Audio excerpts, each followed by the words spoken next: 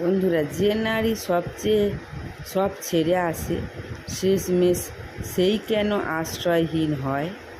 একটা মেয়ে যখন বিয়ে করে তখন সে নিজের পরিচিত পৃথিবী ছেড়ে নতুন জীবনে আসে।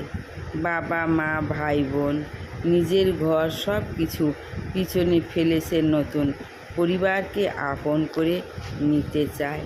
কিন্তু সেই নারী যখন অপমানিত হয় তখন সবাই তাকে একা ফেলে দেয়। স্বামীর বাড়িতে বলা হয় চলে যাও, আর বাপের বাড়িতে বলা হয় সংসার ছেড়ে চলতে শেখো। তাহলে সেই মেয়েটা কোথায় যাবে? সে কি রাস্তায় দাঁড়াবে, নাকি নিজের কান্না লুকিয়ে প্রতিদিন মরবে?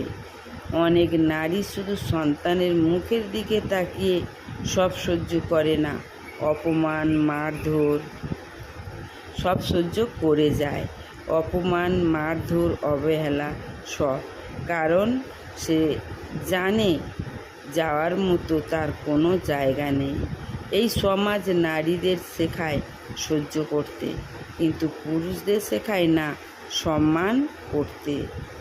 একজন নারী যখন কাঁদে তখন শুধু একজন মানুষ কাঁদে না, একটি ভাঙা হৃদয় কাঁদে, একটি স্বপ্ন কাঁদে। আমাদের সমাজকে বদলাতে হবে, নারীকে বোঝা নয় মানুষ ভাবতে হবে, কারণ একজন নারীরও বাঁচার অধিকার আছে, সম্মানের সঙ্গে বাঁচার অধিকার। ভালো থেকো, সুস্থ থেকো, সুন্দর থেকো।